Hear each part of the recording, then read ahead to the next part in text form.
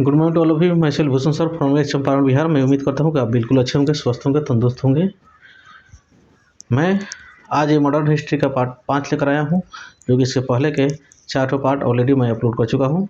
इसके साथ ही साथ मॉडर्न हिस्ट्री जो कि 42 पार्टों में मैंने उसको ऑलरेडी अपलोड कर चुका हूँ, मैथ का भी और साइंस का भी। साइंस में बायोलॉजी में वो 3 चैप्टर मैंने अपलोड कर चुका हूँ, आप उसे जाकर देख सकते हैं। और साथ ही साथ यदि आप हमारे चैनल पर नए हैं तो सबसे पहले आप मेरे चैनल को सब्सक्राइब कर लीजिए और बेल आइकन को प्रेस कर लीजिए, ताकि आने वाला जो भी वीडियो हो आपके पास पहुंचे और उसका आप लाभ उठा सकें। और मेरे वीडियो में शुरू से अंत तक बने रहिएगा, ताकि आज का जो सेशन जो होने वाला है बहुत इम्पोर्टेंट होने वाला है। इस चैनल पर जो भी टॉपिक पढ़ाया जा रहा है वो भारत के हर एक एग्जाम के दृष्टिकोण से मोस्ट इम्पोर्टेंट टॉपिक चल रहा है। यदि आप मेरे सेशन में शुरू से अंत तक बने रहिएगा तो भारत के कोई ऐसे एग्ज़ाम में बैठने पर आपको किसी प्रकार की समस्या नहीं हो सकता है। ये मैं आप लोगों को स्पष्ट करता हूँ। तो ठीक है, ज़्यादा देर न करते हुए मैं अपने वीडियो को शुरू करने जा रहा हूँ। ये जो ऐबक जो शासक है उनके कुछ विशेष और कुछ बचा हुआ भाग है, जिसको हम लोग इस 5 चैप्टर में 5वां पार्ट में कवर करेंगे। ऐबक जो है इतना ना ज़्यादा दान देता था, इतना दानशील था, जिसके उदारता को लेकर उसको लाख बख्त भी कहा जाता था। उसको क्या कहा जाता था? लाख बख्त भी कहा जाता था। इनको ऐबक को पूरा कुरान याद था। वो मुंती पूरा कुरान उसको याद होने के चलते उसको लोग कुरान खान के भी नाम से जानते थे लोग। उनको कुरान खान के नाम से इसलिए जानते थे लोग ताकि ऐबक को कंप्लीट रूप से कुरान मुंती याद था। इनके दरबार में मिनहाज उस सिराज रहते थे। क्या रहते थे? मिनाजुस सिराज रहते थे, जिन्होंने तबकाते नासरी नाम के एक पुस्तक को लिखा। तो पूछ देता है जे भाई तबकाते नासरी को पुस्तक लिखने वाले लेखक के क्या नाम है? तो मिनहाज। तो मिनहाज उस सिराज वो कहाँ रहते थे? तो ऐबक के दरबार में रहते थे। इनके दरबार में हसन निजामी भी रहते थे, जिन्होंने ताजुल नासिर, कौन सा पुस्तक लिखे? हो ताजुल नासिर पुस्तक उन्होंने लिखे। ऐबक ने अजमेर विजय के बाद एक मस्जिद बनवाते हैं, जिस मस्जिद का नाम है 2.5 दिन के झोपड़ा, क्योंकि ये 2.5 दिन में ही इसको बनवाया गया था। कितने दिन में? 2.5 दिन में ही बनवाया गया था। 2.5 दिन इस संकल्प लिया ऐबक जे 2.5 दिन में जितना बड़ा बन जाए। ठीक, तो 2.5 दिन में वो मस्जिद बना, इसीलिए उसका नाम रख दिया गया क्या? 2.5 दिन का झोपड़ा नाम रख दिया गया। ठीक, ऐबक ने दिल्ली में कुव्वत उल इस्लाम नामक भी मस्जिद को बनवाया। ठीक, इंडो इस्लामिक कला का सबसे पहला उदाहरण इसी मस्जिद में दिया गया, जिस मस्जिद का नाम है कुव्वतुल इस्लाम। क्या नाम था? कुव्वतुल इस्लाम। ऐबक के गुरु बख्तियार काकी थे। कौन थे? ऐबक के जो गुरु थे, जिनका नाम था बख्तियार काकी। कुतुब मीनार बख्तियार काकी के ही याद में ऐबक दोबारा बनवाया गया था। ऐबक जो है अपने गुरु को बख्तियार काकी के याद में, यादगार में उन्होंने कुतुब मीनार दिल्ली में बनवाए। ठीक, अब आगे देखिए। 1210 ईस्वी में चौगान जो खेल रहा था, जिसको पोलो हम लोग बोलते हैं इंग्लिश में, घोड़ा पर चढ़ के खेल रहा था। अब वो घोड़ा से वो क्या होता है? गिर जाता है, जिससे उसका मृत्यु हो जाती है। ऐबक के जो सहायक सेनापति थे, जिसका नाम था क्या? बख्तियार खिलजी। क्या नाम था? बख्तियार खिलजी। ये बख्तियार काकी है जो कि जिनका गुरु है। बख्तियार खिलजी जो है उसका कथी है, सेनापति था। ऐबक का मकबरा लाहौर में बनाया गया। कहाँ पर बनाया गया?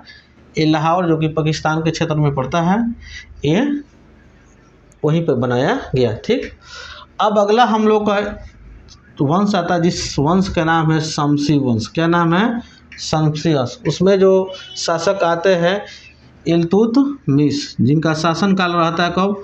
1211 से लेकर 1236 के बीच। ठीक, इसे गुलामों का गुलाम कहते हैं। ठीक, क्यों गुलामों को गुलाम कहते हैं इल्तुतमिश को? क्योंकि इल्तुतमिश जो था ऐबक का क्या था? गुलाम था। ऐबक तो किसी और का गुलाम था, इसका गुलाम कौन था? ऐबक के गुलाम कौन था? इल्तुतमिश।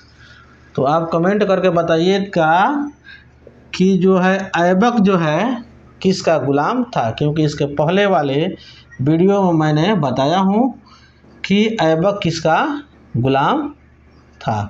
ठीक, 1215 ईस्वी के तराइन के तृतीय युद्ध में याल्दोज को पराजित कर दिया। कौन? इल्तुतमिश। इल्तुतमिश जो है 1215 के याल्दोज 1215 में इतराइन के तृतीय युद्ध में क्या करता है? याल्दोज को पराजित कर देता है। इसने सुल्तान की उपाधि धारण की। देखिए, ऐबक जो है सुल्तान की उपाधि धारण नहीं किया, लेकिन उसी का जो नौकर है या जिसको गुलाम कहते हैं वो सुल्तान का क्या करते हैं?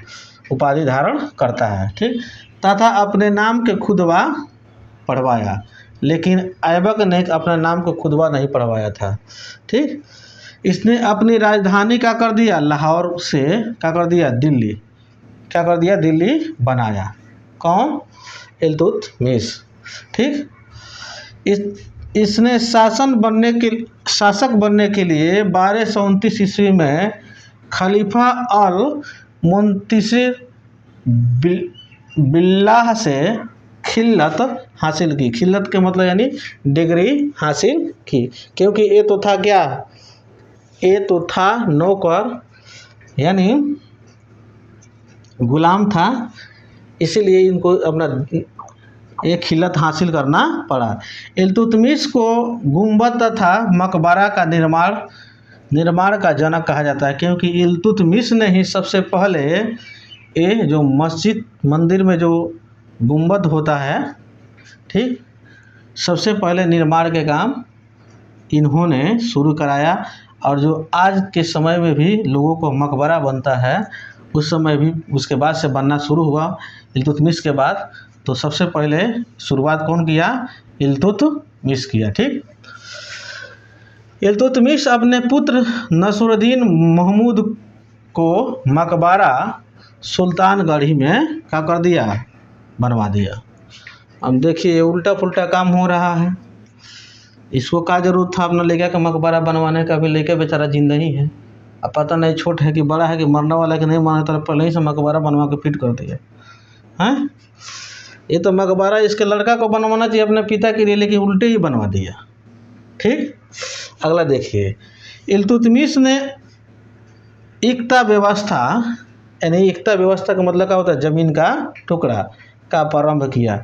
इक्ता व्यवस्था एक जो शब्द है वो अरबी शब्द है। कैसा शब्द है? इक्ता व्यवस्था ये अरबी शब्द है। ठीक, इक्ता व्यवस्था में क्या होता था? कर्मचारियों को ज़मीन दिया जाता था पैसा के जगह पर। जैसे अभी हम लोग किसी के यहाँ काम करते हैं, किसी के यहाँ नौकरी करते हैं, चाहे किसी कंपनी में काम करते हैं, तो हम लोग क्या मिलता है? पैसा मिलता है काम के बदले में। लेकिन एक काम के बदले में क्या देना शुरू कर दिया? ज़मीन देना शुरू कर दिया, जो कि कहीं ना कहीं ये गड़बड़ बात था। यदि ज़मीन रहेगा तो उससे बहुत से सारे रुपया प्राप्त कर सकता है आदमी, फसल वगैरह लगा कर, नहीं उसके काट कर अगर उसको सेल करके बहुत से सारे रुपया को कमा कर, आप बहुत से सारे नौकरों को चाहे बहुत से सारे रुपया कमा कर बहुत से सारे आदमी काम कर सकते। लेकिन ज़मीन ही बेच दिया जाए तो आने वाला समय में देते देते मालूम पड़ेगा बाज़ार ख़त्म और उसके बाद में शासन भी ख़त्म।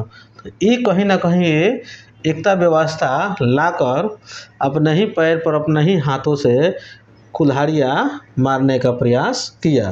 ठीक, उसके बाद से इसने क्या किया, 40 तुर्क सरदारों का एक गठन बनवाया, जो कि ये क्या था, ये सलाहकार था, ये कैसे क्या होना चाहिए क्या नहीं होना चाहिए। ठीक, इसे तुर्काने चिल्हगानी या चालीसा दल भी कहा जाता है।